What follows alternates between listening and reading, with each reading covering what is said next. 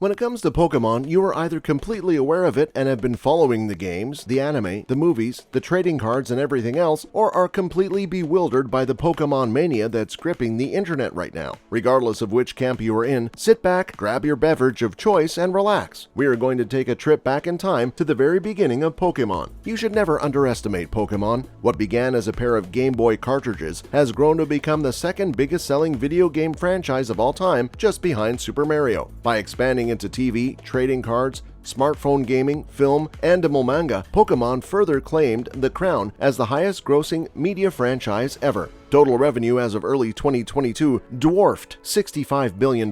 You may already know that the word Pokémon is the contracted form of pocket monsters, or Poketo Monsuta in its original Japanese. But did you know that it began under a different name and nearly drove developer Game Freak to bankruptcy? Let's explore the genesis of a cultural phenomenon. Pokémon is the brainchild of Satoshi Tajiri. Born in Tokyo in 1965, he began collecting insects as a child and wanted to become an entomologist. However, this ambition gave way to his other passion, video gaming. For Tajiri, it all began with Space Invaders, and he spent his teenage years fascinated with the medium. At the age of 16, he won a contest for an idea sponsored by Sega, and at 17, he began a fanzine called Game Freak, costing 300 yen. The best-selling issue of the handwritten magazine turned over some 10,000 copies through doujinshi stores, which sell self-published tomes. Tajiri met Ken Sugimori through the fanzine, and in 1989, the pair turned Game Freak into a video game development company. In that same year, they released their debut title, Quinty, through Namco in Japan, then through Hudson Soft in North America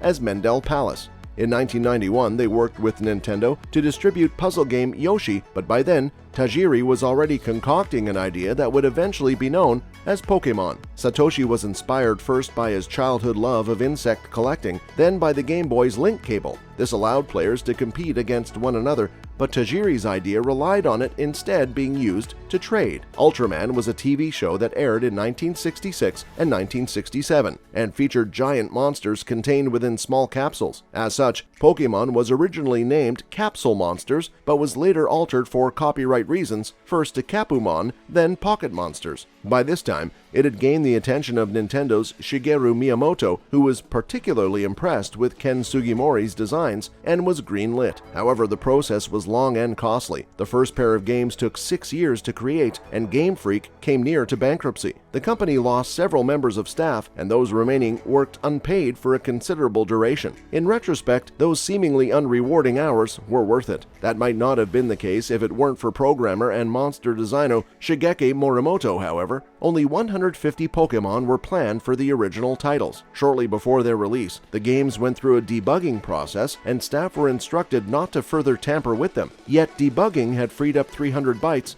just enough space for an additional surprise. Morimoto created Mew, the 151st Pokémon, as something of a gaming Easter egg for his peers at Game Freak. This psychic-type monster was supposed to only be obtainable by those working for the developer. Pokémon Red and Green were released on the Game Boy in Japan on February 27, 1996. They resulted in respectable but unremarkable sales until a glitch caused Mew to appear in a limited number of games. Suddenly, rumors of a hidden Pokémon abounded, causing a stir in the gaming community. Sales swiftly increased. It was totally unplanned, but Mew had saved Pokémon. Then came the main game series. You know the story. A youngster is determined to become a fully fledged Pokémon trainer, catch 'em all, and collect gym badges. He or she heads off to collect a starter monster, and while doing so, finds a rival trainer. The pair go forth to achieve their destinies and further encounter a team of ne'er-do-wells intent on world domination. Such a description, of course, ignores the natural charm and intrigue of playing Pokémon, a tried and tested formula that never really gets old. The Pokédex has expanded to include over 800 Pokémon across 7 generations of games. After Mew's distribution made Pokémon a success, sales were solid enough for Game Freak to issue a follow-up special edition, Pokémon Blue, featuring enhanced artwork and dialogue. International releases followed between 1998 and 1999, but the team reprogrammed Green. Thus, Pokémon's launch titles in foreign territories were Red and Blue. Pokémon had reached a peak, and interest was beginning to wane. Nonetheless, Pokémon Ruby and Sapphire proved commercially and critically successful. They were released on the Game Boy Advance in Japan in 2002 and in other territories the following year. These two are still fan favorites, and Nintendo went on to remake them for the 3DS system in 2014. Pokémon is much more than just games though. Over the past 2 decades, it has evolved into a social and media phenomenon. The franchise ended up with a hugely successful and long-running anime from 1997 in Japan, with more than 900 episodes, and the anime has its own spin-offs, Pokémon Chronicles, Pokémon Sunday, and more. The anime follows Ash Ketchum, remember him, as he works his way up the ranks in Pokémon leagues across different regions. It airs in 98 countries, but its reach is far greater thanks to the availability of anime on Netflix. While Japan has the greatest selection to stream, episodes from different seasons, plus occasional movies, are available worldwide, including 4 seasons in America and 1 for the UK. The show splits into 6 seasons, with arcs roughly reflecting game journeys. It starts off in Kanto and progresses to the Orange Islands, the only region exclusive to the anime, then Johto, Hoenn, and so on. Due to their length, those 6 are further divided into over 20 seasons outside Japan. After the popularity of the Pokémon anime, Pokémon Yellow followed in 1998 in Japan, 1999 North America, and 2000 Europe. This more closely resembled the TV series. Notably, the player received a Pikachu as a starting Pokémon, and Team Rocket includes their TV screen counterparts, Jessie and James. From the inclusion of unknown creatures in the anime,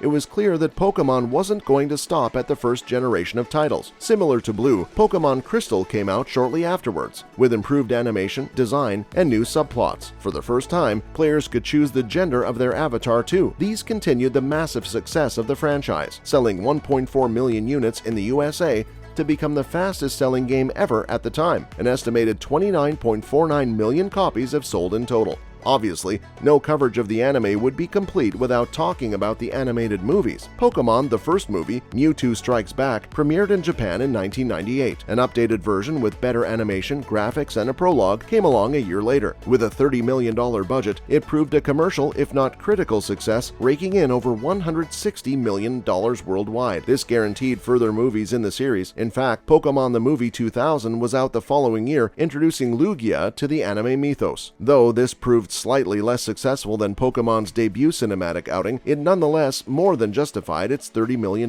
budget. As part of the 20th anniversary celebrations, everyone embraced Pokémon once more, as Pokémon Go was unleashed onto the world. Finally, the generation that began collecting Pidgeys, Nidorans, and ever-elusive Abras in red and blue could take to the streets and discover Pokémon in the wild. Using a smartphone's camera, Go takes advantage of augmented reality to place Generation 1 creatures in your kitchen, garden, and city centers. Of course, it proved controversial too. Everyone was staring down at their devices, more so than usual. Some had treated themselves to malware by downloading fake versions, and there was the question of what developer Niantic was doing with your private details. Folks of all ages adopted it. Heck, there was even a rush to get to Central Park in New York City to catch a Vaporeon. Yes, you've probably caught numerous EVs and evolved them by now, but in the early days, a freak sighting like that was special. Forget those comments that call it dead. Players have downloaded it an estimated 750 million times since July 2016, with a total revenue of $1.2 billion as of mid-2017. Pokémon Go is a success story. Seeing how big the franchise has become, we have seen tons of Pokémon references in pop culture, from TV shows like The Simpsons and The Big Bang Theory to video games like Civilization V, Grand Theft Auto V, and even Minecraft. Outside of the big and small screens, there was a trading card game that was also a huge success for the brand. The card game, in turn, saw multiple versions and releases all over the world. This brief history of Pokémon is an important lesson on many levels. You see how a small hobby for a single person, when coupled with the right artist and director, can lead to a global phenomenon that shows no signs of stopping. You know how there are people who buy a gaming console just to play 1 or 2 game series like FIFA or Call of Duty. On the portable side of things, the parallel exists where people buy handheld systems just to play Pokémon games. What's the secret to Pokémon's success? Whatever the medium, video game, TCG, anime, or manga, the one uniting factor seems to be a respect for the past while simultaneously looking to the future. In the same vein, eager fans have even created their own Pokémon fan games. What does the future hold? 2022 will certainly see another Pokémon game, this time for the Nintendo Switch. The anime continues, of course, as does the TCG. And there's even a live-action Pokémon film planned. You're free to feel as skeptical about that as you want. Regardless of any project seemingly doomed to fail, Pokémon has an extremely bright future, building on its considerable past. That's all for today. Let us know what you think of the Pokémon franchise, and share your memories with us in the comments below.